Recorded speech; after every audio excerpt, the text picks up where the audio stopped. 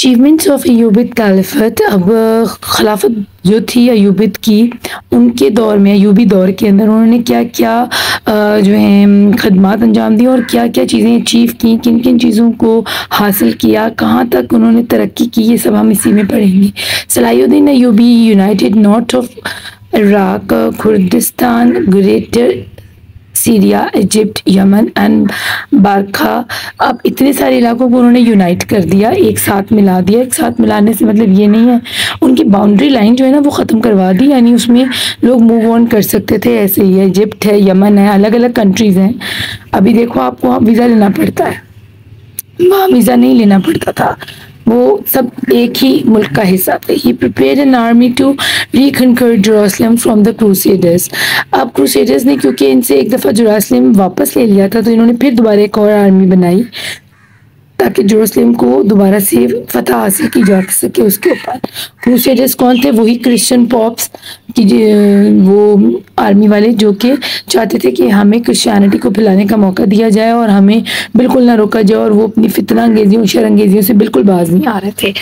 तो इस वजह से ये क्रूसेड्स जो है ना, सलीबी जंगें स्टार्ट हुई थी। He ordered the construction of a fortress later known as the citadel of Cairo, जिसकी मैंने भी आपको पिक्चर्स दिखाई।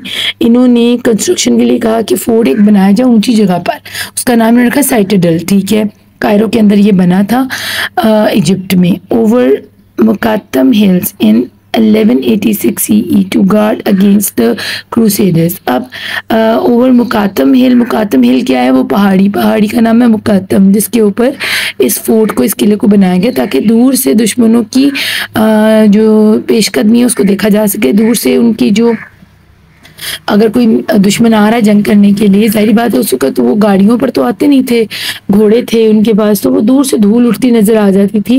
इसलिए इसको मुकद्दम हिल के ऊपर बनाया गया था ताकि दूर से हम चारों तरफ से दुश्मनों का जायजा ले सकें कि कोई हमारे शहर के ऊपर कब्जा करने, यहाँ पर हमला करने तो नहीं आ रहा। और इस किले के अंदर काफ़ी शहरी आबादी भी मौजूद थी, क्योंकि उस वक्त बाहर सीधा ही लोग रहते थे, इस किले के अंदर ही ज़्यादा लोग जो है ना आबाद हो गए थे फिर आकर।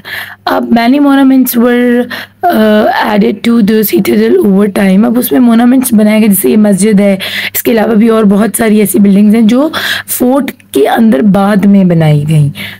It served as the seat of the government for 700 years. अब वो 700 ईयर्स तक ये गवर्नमेंट जो है ना चलती रही है। इनके सलाहुद्दीन अयूबी के जाने के बाद भी तकरीबन 700 साल दौर है इस अयूबी डायनेस्टी का। He built new roads, improved irrigation and founded numerous madrasas. अब इन्होंने इसके अलावा और क्या क्या खिदमात पेश की अपनी?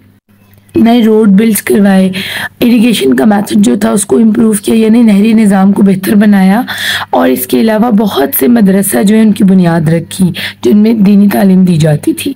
The citadel at Aleppo was also constructed during the Ayyubid caliphate.